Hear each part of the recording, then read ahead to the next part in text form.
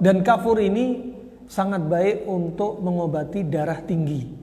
Karena darah tinggi sifatnya panas dan kafur sifatnya dingin. Wa dzakara Abu Nu'aim fi kitab At-Tibb An-Nabawi min hadits Abi Sa'id Al-Khudri radhiyallahu an qala ahda malakur rum ila Rasulillah sallallahu alaihi wasallam jarrata zanjabil fa at'ama kulla insanin qit'ah wa at'amani qit'ah. Dari Abu Nu'aim dalam kitab At-Tibb An-Nabawi dari hadis Abu Sa'id Al-Khudri radhiyallahu an, dia berkata, Raja Romawi pernah menghadiahkan kepada Nabi sallallahu alaihi wasallam yaitu ikatan, yaitu gerombolan jahe. Ya, dikasih jahe yang banyak. Ya, katakan satu sak, ya. Ya, satu kantong jahe.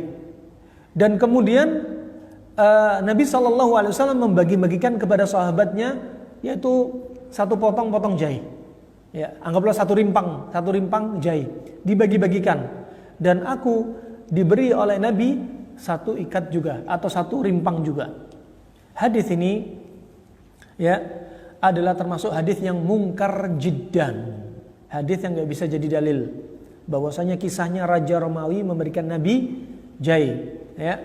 Hadis ini mungkar jiddan, dikeluarkan oleh Imam At-Tabari, ya, dikeluarkan oleh Imam Tabari juga dalam yang beliau sebutkan dalam Tahdhibul Athar, dan Al-Uqaili dalam Ad-Du'afa. Al-Uqaili dalam Ad-Du'afa, dan Imam Ad-Dhahabi menyebutkan dalam kitabnya Mizanul I'tidal, dia mengatakan ya bahwasanya hadis ini fihi an-nakarah. Ya, ada padanya kemungkaran. Maka hadis ini termasuk hadis yang dhaif. Naam. Az-zanjabil harun fi tsaniyah. Jahe ini dia sifatnya panas. Derajatnya kedua, ini untuk kita bahas, perlu kita dalami. Derajat 1, 2, 3. Ini perlu kita tambah literatur untuk membahas tentang derajat dari panas atau dingin. Radbun fil ula, dan lembab pada derajat pertama. Panas pada derajat kedua, lembab pada derajat pertama. Muskhinun wa mu'inun ala hadmin ta'am. Dia ini, jahe ini untuk menghangatkan dan untuk menolong atau membantu metabolisme makanan, yaitu untuk membantu membakar, membantu metabolisme makanan. Mulayyinun lil batni talyinan mu'tadilan, dan untuk apa? Melunakkan usus atau perut, ya, biar nggak terjadi konstipasi, biar nggak terjadi apa? Sulit berak, sulit buang air besar. Makanya dengan sering minum jahe untuk memudahkan apa? Buang air besar, biar perut nggak keras, ya. Dan dia ini mu'inun ala hadmin ta'am, membantu metabolisme. Makanya setelah makan jangan hobi minum air dingin. Ketika Anda makan langsung minum lagi, ini salah.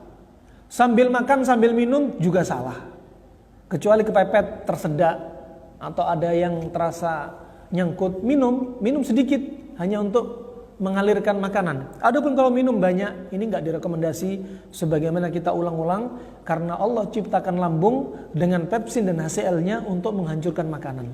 Ketika sambil makan sambil minum, berarti makanan belum hancur, langsung turun ke usus. Ketika makan langsung minum, makanan belum hancur, langsung turun ke usus. Pepsin dan HCl untuk menghancurkan makanan, kemudian terbentuk kimus. Dalam bahasa Ibnu Qayyim, kimusat. Dalam bahasa medis, kimus, yaitu makanan tadi dihancurkan oleh pepsin dan HCl menjadi seperti lendir, seperti susu. Sehingga masuk ke dalam usus halus, masuk ke dalam sphincter pylori, pintu pilurus, itu sudah dalam keadaan lembek dan lembut. Bayangkan kalau nasi masih setengah utuh di lambung, Anda minum, nasi masuk dipaksakan dalam keadaan setengah utuh. Gak heran kalau orang yang sambil makan, kemudian sambil minum, habis makan langsung minum, lihat perut mereka seringnya buncit. Kenapa? Makanan belum hancur, langsung minum, minumnya air dingin lagi, kemudian apa? Usus capek untuk menghancurkan makanan. Usus capek untuk mengeluarkan enzim. Nah, demikian rahimani wa rahimakumullah jami'an. Ya. Maka apa? Hindarkan selepas makan untuk langsung minum. Apalagi minum air dingin. Kenapa? Karena usus dan organ pencernaan sedang menghancurkan, membakar. Ini sedang dibakar dikasih air dingin. Akhirnya apa? Menyebabkan atau menghambat proses metabolisme. Kalau bahasa Arabnya nanti akan muncul istilahnya su'ul hadam. Atau bahasa medisnya undigested food, makanan gak tercerna. Akhirnya apa? Muncul bakteri di dalam usus, cacing sangat seger dan banyak. Semua manusia itu ada cacingnya. Jika cacingnya dalam batas normal, maka disebut flora normal. Menguntungkan untuk membantu menghasilkan vitamin B, membantu pencernaan, untuk mempercepat proses pembusukan. Tapi kalau jumlahnya berlebihan, ini akan merugikan ya orang yang dihuni oleh jumlah cacing yang berlebihan. Nah, siapa yang salah? Sekali lagi, kita yang salah. Jangan salahkan takdir kalau lagi sakit. Kita yang salah. Kebiasaan kita yang sering